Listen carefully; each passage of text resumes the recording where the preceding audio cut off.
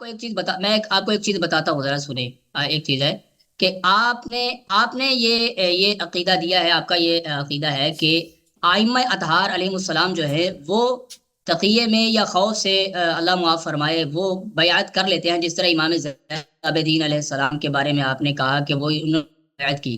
تو آیتی میں نے نہیں تطہیر کہا کے بیعت کی، میں نے نہیں کہا بیعت کی ہے بھائی، بیعت نہیں کیا۔ دیکھیں بیعت نہیں ہے، اس میں اقرار ہے، اس میں اقرار ہے۔ جہاں بولیں آپ کے کلپس موجود ہیں نا جنہوں نے بیعت نہیں ہے بھائی، وہ اقرار ہے، وہ حدیث تو آپ پڑھو نا اچھی طرح سے، اس سے فرق نہیں پڑتا، اس سے فرق نہیں پڑتا۔ مجھے آپ کا منظور کیا ہے؟ صحیح نہیں، میں ذاتی طور پر یہ کہتا ہوں کہ اہل بیت اطہار علیہ السلام آیت تطہیر کے مصداق ہے، تو یہ کسی سے ڈر جانا، خوف کرنا، یہ بھی تو ایک رجس ہے نا۔ تو یہ اہل بیت اطہار علیہ السلام تو ہر طرح سے یعنی پاک ہیں، تو وہ کیسے خوف کی وجہ سے یا ڈر کی وجہ سے کسی ایسے بندے کی بیعت کر سکتے ہیں جو کہ ظالم ہے؟ آپ نے کب بولا کہ وہ ڈر کی وجہ سے انہوں نے کیا؟ آپ کو کس نے بولا کہ انہوں نے خوف کی وجہ سے کیا؟ اللہ کے حکم کی وجہ سے کوئی نہیں کر سکتا کہ آپ پہ حرام ہے کہ آپ تلوار اٹھائیں۔ آپ دیکھیں، اگر آپ پہ دیکھیں آپ کہتے ہیں نا کہ خوف کی وجہ سے، آپ کو کہاں سے پتہ چلا کہ خوف کی وجہ سے یہ وہ اللہ کے حکم سے کیوں نہیں کر سکتے؟ اللہ کبھی اپنے چنے ہوئے کو کسی ظالم بندے کی بیعت کرنے کا حکم جاری کرتا ہے۔ جب اللہ حکم جاری کرے پھر تو وہ دین بن گیا۔ مثال کے طور پر میری بات سنیے گا، مثال کے طور پر حضرت امام زین العابدین علیہ السلام نے کہا کہ آپ یزید کی بیعت کر تو لیں، آپ لوگوں نے اپنا ایک دین بنا لیا نا۔ دیکھیں میں آپ کو بتاتا ہوں مولوی صاحب، آپ لوگوں جو ہے نا، یہ آپ لوگ کے پاس ایک غلط طرز تفکر ہے کہ ائمہ طاہرین علیہ السلام کو ہمیشہ ظالمین کے ساتھ ٹکر لینے کی اور ان کے ساتھ جھگڑا کرنے کی اور ان کے خلاف تلوار اٹھانے کی ان کا کام تھا، اور وہ ان کے ساتھ تقیہ نہیں کرتے تھے۔ ٹھیک ہے نا، یہ آپ کا غلط سوچ ہے، آپ کا غلط فہم ہے، غلط فکر ہے۔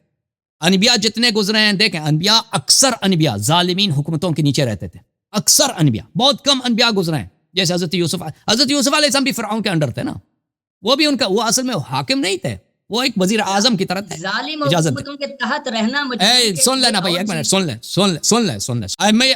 جتنے بہت کم انبیاء گزرے ہیں جن کے پاس اپنا پاور ہوتا تھا، مثلا حضرت سلیمان، حضرت داؤد ہے، باقی سب انبیاء ظالمین کے نیچے رہتے تھے، ظالمین کے حکومتوں میں رہتے تھے۔ ٹھیک ہے نا، اور وہ ظالمین سے تقیہ فرماتے تھے۔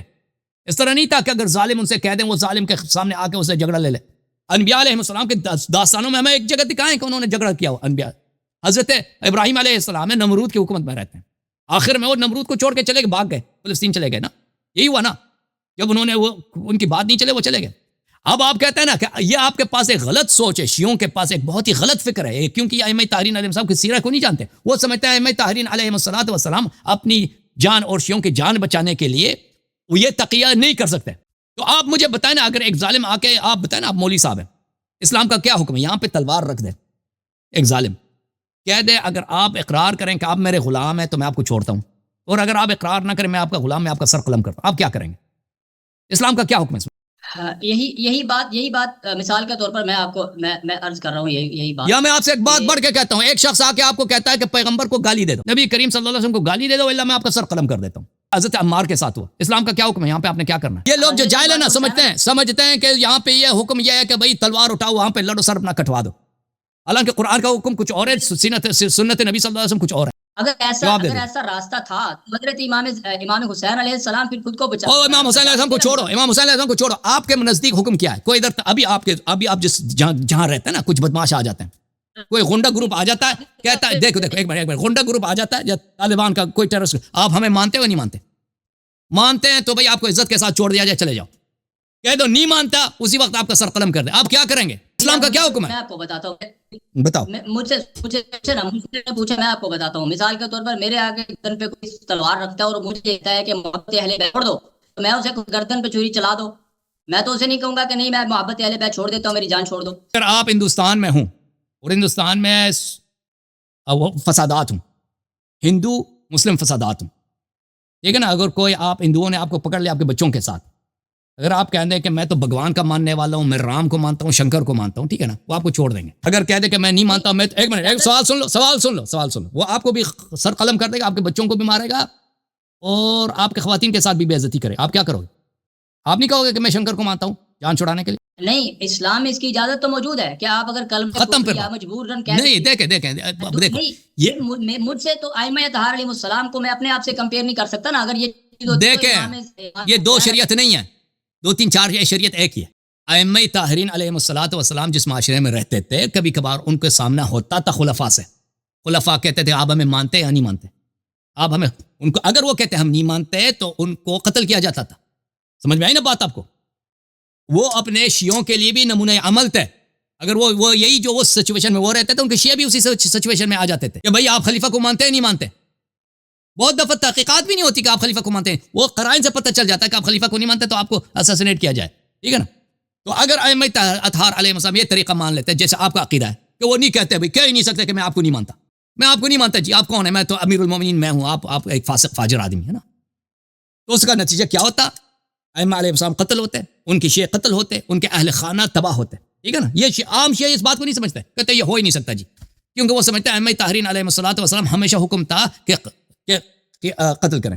ائمہ طاہرین علیہ الصلوۃ والسلام کی سیرت میں صرف امام زین العابدین علیہ السلام نہیں, امام محمد باقر علیہ السلام, وہ حدیث موجود ہے, مروان عبد الملک ابن مروان سے جب ملتے ہیں ان کو کہتے ہیں السلام علیکم یا امیر المؤمنین, میں آپ کے لیے دعا گو ہوں, میں آپ کا بہت مخلص ہوں, میں آپ کا, یا امام جعفر صادق علیہ السلام جب منصور سے ملتے ہیں, میں یا امیر المؤمنین, میں آپ کی طاعت اپنے آپ پہ فرض سمجھتا ہوں, میں کبھی آپ کے خلاف تلوار نہیں اٹھاؤں گا, آپ کو جو رپورٹیں ملتے ہیں غلط ہیں. حضرت امام رضا علیہ السلام کی حدیث ہے, ہارون کو ہمیشہ وہ امیر المؤمنین کہہ کر نہایت ادب کے ساتھ گفتگو کرتے تھے.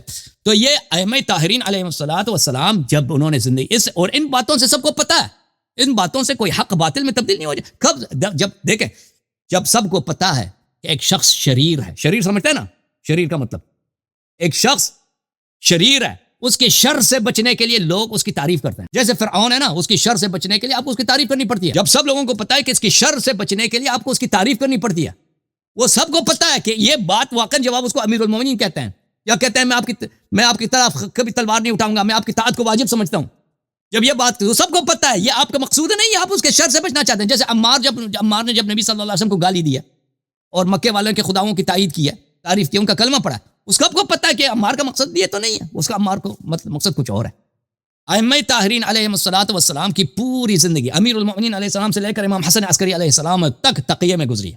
ظالمین کے شر سے بچنے کے لیے وہ اپنے شیعوں کو انہوں نے سکھایا ہے کہ تم کیسے ظالم کافر حکومت میں رہ کر اپنا ایمان بچائے رکھو, اور اگر آپ کو کبھی ظالم حکومت کافر حکومت کی تعریف کرنی پڑے تو یہ ان کی تعریف نہیں ہے, وہ پوری دنیا کو پتہ ہے کہ یہ شریر لوگ ہیں, یہ ظالم اتنے لوگ ہیں کہ اگر ان کی تعریف نہیں کیا جائے تو آپ پہ وہ مصائب نازل کر دیتے ہیں, ان مشکلات سے بچنے کا طریقہ کار یہ سب لوگوں, اور اس سے کوئی باطل حق میں تبدیل نہیں ہوتا, اور اس سے کوئی شان میں تبدیل کمی نہیں آتی. جو امام زین العابدین علیہ السلام کا واقعہ ہے, جو امام زین العابدین علیہ السلام کا واقعہ ہے, جب یزید نے ان سے کہا کہ آپ بتاؤ کہ آپ کیا اقرار کرتے ہو میرا غلام ہو, یا اگر اقرار کرو گے کہ میں جب چاہوں تجھے بھیج دوں اور جب چاہوں تجھے اپنے پاس رکھوں, تو مولا نے ان سے یہی کہا کہ اگر میں اقرار نہ کروں تو کیا ہوگا. یزید نے کہا تو آپ کا سر قلم کیا جائے گا جیسے دوسروں کا سر قلم کیا گیا. تو مولا نے فرمایا کہ دنیا جانے کہ مجھے اکراہ کیا جا رہا ہے.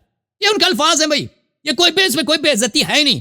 یہ لوگ جو اس سچویشن کو نہیں سمجھتے نا, وہ ان کی بیوقوفی ہے کہ ایسے موقع پہ کیسے کلام کیا جاتا ہے. دنیا والے جان لیں کہ مجھے اکراہ کیا جا رہا ہے, میں مکرہ ہوں, مجھے مجبور کیا جا رہا ہے, تو میں مجبوراً مجھے اعتراف کر رہا ہوں کہ میں آپ کا غلام ہوں, آپ چاہے مجھے بھیج دیں چاہے مجھے غلامی میں رکھیں. تو یزید نے کہا آپ نے بہت اچھی بات کی ہے, اور آپ نے ایسی بات کی, آپ نے اپنی جان بھی بچائی, آپ کے عزت پہ کوئی نقص نہیں آیا.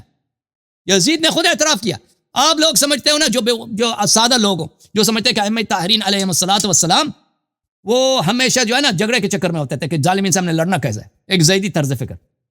حالانکہ ائمہ علیہ السلام کا یہ طریقہ کار نہیں تھا. ایک اور بات ہے, جھگڑے کے نعوذ باللہ جھگڑے کے چکر میں ہونا ایک اور بات ہے. یہ چیز کہ کسی ظالم کے ساتھ اس کے پر ایگری ہو جانا, تو یہ ایک اور بات ہے کہ پھر وہ اگری تو نہیں, وہ آپ کہتے ہیں اگری ہو گیا نا, وہ تو آپ کے الفاظ ہے کہ اگری ہو گیا. وہ جب کہہ رہے ہیں کہ مجھے ایک مجبور کیا جا رہا ہے اور میں یہ مجبوری کے تحت پہ, اقرار کے تحت پہ, وہ تو پوری دنیا کو پتہ ہے یہ اگری نہیں ہے. وہ تو کوئی پاگل ہی ہوگا جو سمجھ جائے گا کہ وہ اگری ہو گیا. ایک سوال ہے آپ مجھے بتاؤ اگر آپ کو پکڑا جاتا, اب دیکھ اب مجھے بتاؤ نا, آپ کو اب میں نے آپ سے پوچھا, ابھی اگر آپ ہندوستان میں ہو نا, گجرات کے فسادات میں ہندو آپ کو پکڑ لیں, وہ آپ کو قتل بھی نہیں کرتا, آپ کے منہ میں تیل ڈالیں گے نا, اس کو چلا دیں گے, پھر آہستہ آہستہ آپ جلتے جائیں گے, مرتے جائیں گے. ٹھیک ہے نا. آپ کہہ دیں میں ہندو ہوں, عزت کے ساتھ چلے جاؤ, نکل جاؤ. کہہ دو مسلم ہوں, نہیں, اجازت دو, مسلم ہوں, تو آپ کو قتل کیا جائے گا, اور آپ کے بچوں کے ساتھ بھی زیادتی. آپ کیا کرتے ہو اس وقت؟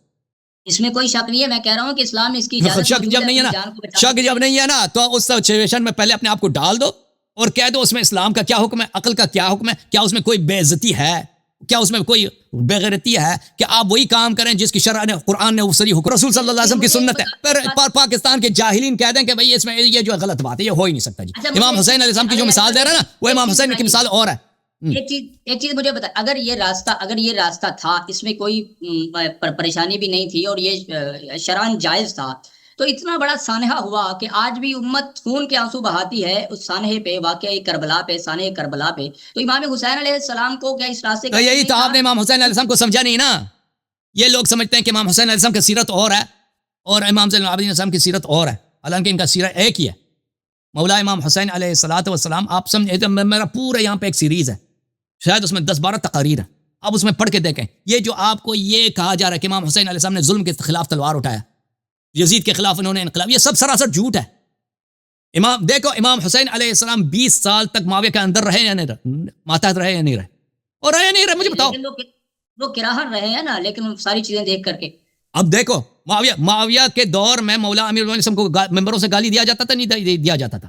معاویہ نے مولا امام حسن مجتبی ان کے بڑے بھائی کو شہید کیا ہے نہیں کیا؟ عجر ابن عدی، اس عجر جیسے بہت سارے بے شمار شیعوں کو چن چن کے قتل کیا نہیں کیا، شیعوں کے گھروں کو خراب کیا. یہ یزید نے تو کچھ کیا ہی نہیں ہے یہ معاویہ کے مقابلے میں. یزید اگر حاکم بھی بنا تو معاویہ نے اس کو حاکم بنایا نا. سارا کام، سارا فساد. اگر مولا امام حسین علیہ السلام انقلابی ہوتے ہیں نا، قیام کرتے، تو سب سے زیادہ تو معاویہ تھا.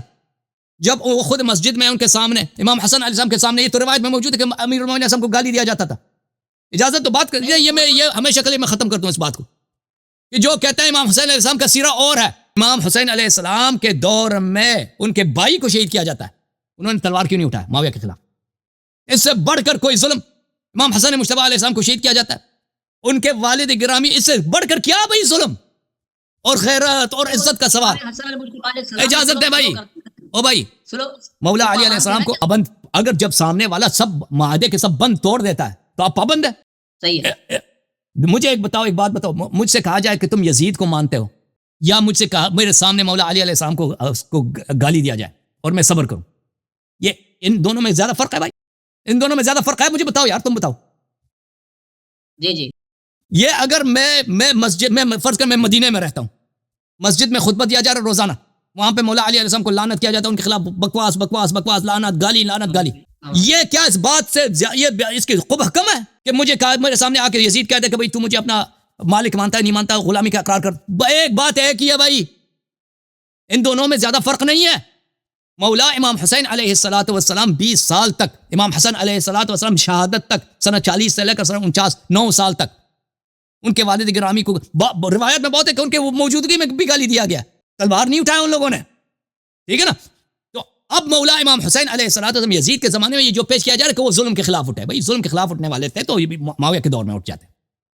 بات یہ تھی کہ معاویہ جو تھا، معاویہ کا طریقہ کار مختلف تھا یزید سے، اس طرح کہ معاویہ امام حسین علیہ السلام سے بدر اور احد اور حنین اور فتح مکہ کا انتقام نہیں لینا چاہتے. معاویہ کا جو نانا ہے، معاویہ کا بڑا بھائی ہے، معاویہ کا چچا ہے، معاویہ کے خاندان کے بڑے بڑے عزیز ہیں، وہ مولا امام علی علیہ السلام کے ہاتھوں قتل ہوئے، رسول صلی اللہ علیہ وسلم کے ہاتھوں قتل ہوئے. ان کا جو بت خانہ تھا کعبہ، بتوں سے پاک کیا گیا، اس کو بت خانے کو مسلمانوں نے اپنا مسجد بنا دیا.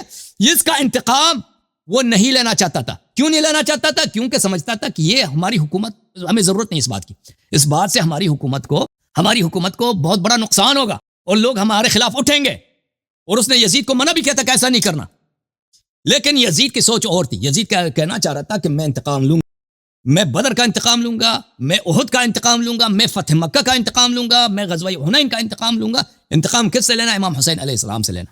امام حسین علیہ السلام کے سامنے کوئی راستہ نہیں چھوڑا گیا مگر یہ کہ وہ اپنے آپ ان کو اسی طرح قتل کیا جائے تاکہ بنی امیہ کے جتنے شکست ہیں رسول صلی اللہ علیہ وسلم کے زمانے میں ان کا انتقام لیا جائے.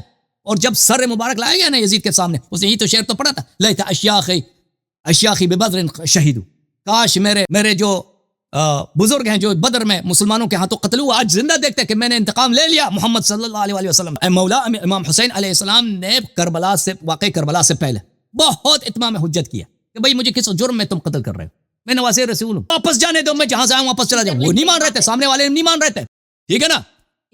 سامنے والے ان کو یہ آپشن نے دیکھیں، مولا علی علیہ السلام کو یہ آپشن تھا کہ اگر وہ ابو بکر عمر کو نہ چڑھیں، ابو بکر عمر ان کو اپنے گھر میں عزت کے ساتھ رہنے دیتے ہیں، مولا امام حسن علیہ السلام امام حسین علیہ السلام کو معاویہ کے دور میں یہ سہولت حاصل تھی, یہ آپشن تھا کہ اگر وہ معاویہ کو کے خلاف تلوار نہیں اٹھاتے وہ ان کو رہنے دیں گے اپنے گھر میں. مولا امام زین العابدین علیہ السلام کو یہ آپشن ہے کہ اگر وہ تلوار نہیں اٹھاتے اپنے گھر میں رہتے ہیں تو ان کو اپنے گھر میں رہنے دیں گے, بھائی قتل نہیں. مولا حسین علیہ السلام کو یہ جس بات کی آپشن نہیں تھا کہ وہ امام حسین علیہ السلام نے کہا کہ مجھے جانے دو, جہاں سے میں واپس آئوں وہاں چلا جاؤں, نہیں جانے دیا گیا.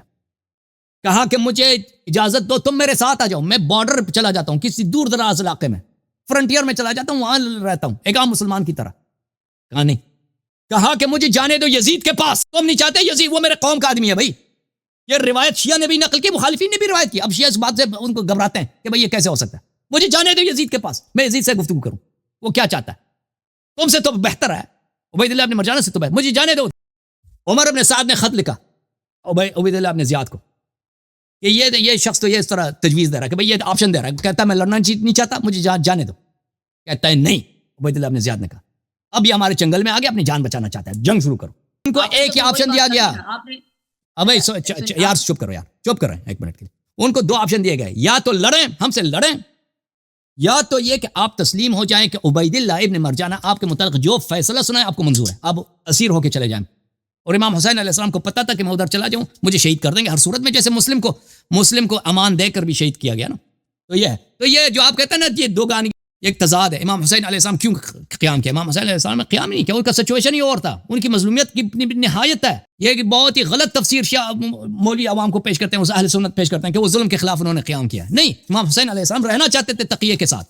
آپ کے نزدیک امام حسین علیہ السلام پھر رہنا چاہتے یزید کے پاس, اور پھر جا کے پھر انہوں نے بیعت ہی کرنی, صلح کرنی تھی, پھر جا کے یہ ہے نا وہ وہی کرتے جو امام جعفر صادق علیہ السلام نے منصور کے ساتھ کیا. منصور یزید تھا, وہ وہی کرتے جو امام حسن اور امام حسین علیہ السلام نے معاویہ کے ساتھ کیا. معاویہ یزید تھا, فرق ہی نہیں ہے. وہ وہی کرتے جو حضرت امام محمد باقر علیہ السلام نے عبد الملک ابن مروان کے ساتھ کیا, وہ بھی یزید تھا. ٹھیک ہے, آپ لوگ سمجھتے ہو جی ہاں کہ امام حسین علیہ السلام چاہتے تھے کہ ان کے چھوٹے چھوٹے بچے پیاسے ذبح ہو جائیں, وہ چاہتے تھے کہ ان کی بہنیں مثلا اسیری میں چلے جائیں, ان کو پرواہ ہی نہیں تھا اس بات کا. یہ آپ چاہتے ہیں کہ آپ کی بہن اسیری میں چلی جائے؟ آپ چاہتے ہیں؟ آپ راضی ہیں کہ آپ کی بہن, آپ کی بیٹی, آپ کی ماں اور آپ کی جو ہے بیوی اسیری میں چلے, اور آپ لوگوں کی پرواہ نہیں؟ کہتے ہیں امام حسین یہ چاہتے تھے, چاہتے تھے. امام حسین علیہ السلام نے بہت کوشش کی کہ کسی بھی طریقہ سے یہ مصیبت نہ آئے, عباس علیہ السلام کی جان بچے, قاسم علیہ السلام کی جان بچے, بچوں کی جان بچے, بیٹیوں کے سر سے پردہ نہ اٹھے کسی بھی قیمت پہ, چاہے یزید سے بیعت کرنا پڑے, کوئی بات نہیں ہے. اس سے امام حسین علیہ السلام کی بیعت سے یزید کوئی حقیقی امام نہیں بن سکتا, ٹھیک ہے نا, کوئی صحیح امام نہیں بن سکتا. لیکن وہ یزید کے پاس یہ آپشن ہی نہیں تھا. سامنے والے کہہ رہے تھے کہ نہیں, آپ جو ہے ہمیں بیعت کی ضرورت ہی نہیں ہے, آپ مان لیں کہ جو عبید اللہ ابن زیاد آپ کے متعلق فیصلہ سنائے گا آپ کو قبول ہے. اور عبید اللہ ابن زیاد کون تھا؟ وہی وہ شخص تھا جس نے عمر ابن سعد کو خط بھیجا کہ جب امام حسین علیہ السلام شہید ہو جائیں تو ان کے جسد پہ گھوڑے ضرور دوڑائیں. اس نے کہا کہ مجھے تو پتہ ہے کہ ان پہ مرنے کے بعد اثر تو نہیں ہوگا, لیکن میرے دل کو ٹھنڈک ہوگی. وہ ان کو تو پتہ تھا کہ یہ ہر صورت یہ میرے پاس آپشن ہے. اگر میں ان کا یہ تجویز مان لوں, یہ تو مجھے ذلت کے ساتھ, خاری کے ساتھ, حقارت کے ساتھ, گالی دے کر شہید کریں گے میرے اور میرے بچوں کو. بہتر یہی کہ عزت کے ساتھ شہید ہو جاؤں نا. یہ آپشن ائمہ طاہرین علیہ السلام کے پاس نہیں تھا. مولوی صاحب اب میری باتوں پہ اچھی طرح سے سوچیں, باقی بھی علماء سوچیں میری باتوں پر. یہ آپ لوگوں کے پاس نہایت ہی غلط فکر ہے. ائمہ طاہرین علیہ السلام وہ انہوں نے تقیہ کا حکم نہیں دیا, وہ خود تقیہ نہیں کرتے تھے. ائمہ طاہرین علیہ السلام خود بھی تقیہ کرتے تھے, شیعوں کو بھی تقیہ کا حکم دیتے تھے. قرآن بھی تقیہ کا حکم دے رہا ہے. انبیاء سوائے ایک دو کے سب تقیہ میں رہتے تھے. مجھے سامری اور اس کے بچڑے نے مارا. یہ ایک شیعہ عالم دین کی بات سن رہا تھا, وہ کہہ رہے تھے جب امام حسین علیہ السلام امام حسین علیہ السلام شہادت کے قریب ان سے یعنی ان کی زبان سے نکلا یا ان سے کسی نے پوچھا یا جو بھی کہ مجھے آپ کو کس نے قتل کیا, تو انہوں نے کہا کہ مجھے سامری اور اس کے بچڑے نے قتل کیا. تو اس سے مراد کیا ہے؟ یہ کوئی حدیث میں نے نہیں دیکھا ہے سامری اور بچڑے نے قتل کیا ہے. حدیث میں یہ ہے کہ میں نے حدیث میں نے روایت نہیں دیکھا کہ سامری اور اس کے بچڑے, شاید وہ پتہ نہیں اس مولوی نے کیا پڑھا, مجھے اس کا نہیں معلوم. انہوں نے فرمایا کہ حدیث میں ہے کہ جس دن سقیفے کا پلاننگ ہوا ثقیفہ سے پہلے ثقیفے کا پلاننگ ہوا. امام جعفر صادق علیہ السلام کی حدیث ہے, اسی دن امام حسین علیہ السلام شہید ہوئے تھے. یہ پر حدیث میں یہ ہے امام حسین علیہ السلام کے کہ انہوں نے کہا کہ میں نانا سے جب میں ملوں گا, نانا سے کہہ دوں گا کہ فلان فلان فلان نے مجھے قتل کیا. یہ فلان فلان فلان سے بعض لوگ مراد لیتے ہیں کہ اس سے مراد ان کا ابو بکر عمر تھا, ٹھیک ہے نا. اب اللہ جانتا ہے ان سے مراد فلان فلان سے حاضرین تھے, یعنی مخاطبین تھے. وہ اپنے مخاطبین سے کہتے تھے جو کربلا میں حاضر تھے نا, عمر بن سعد یا شمر وغیرہ سے, کہ میں نانا سے کہہ دوں گا کہ یہ میرے قاتل ہیں, یا ان سے واقعا انہوں نے فلان فلان کی جگہ ان خلفاء کے نام لیے. یہ ہمیں نہیں معلوم, ٹھیک ہے نا, ہمیں نہیں معلوم. بہرحال یہ کہ جی سر, آپ کے سب سوالات کے جواب دے دیا نا, مزید کیا چاہیے؟ اب ان سوالات جو کیے نا آپ نے اس کے متعلق اگر آپ کے پاس ردود ہیں تو آپ پیش کریں, میں جواب دینے کے لیے تیار ہوں. ابھی ایک دو سوالات ہیں, وہ ہیں تو بیسکلی میرے لیے بہت ضروری ہیں.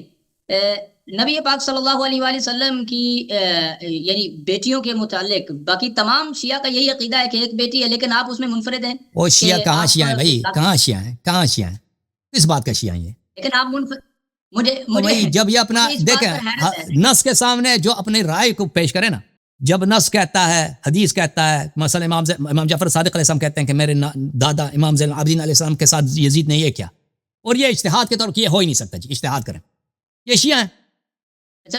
جب ائمہ طاہرین علیہ السلام کے احادیث میں کثرت کے ساتھ موجود ہے, وہ خلفاء کے ساتھ مدارا کرتے تھے, خلفاء کے ساتھ ایسی گفتگو کرتے تھے کہ خلفاء ان کے ساتھ ظلم نہ کریں, ظلم ان کا کم ہو.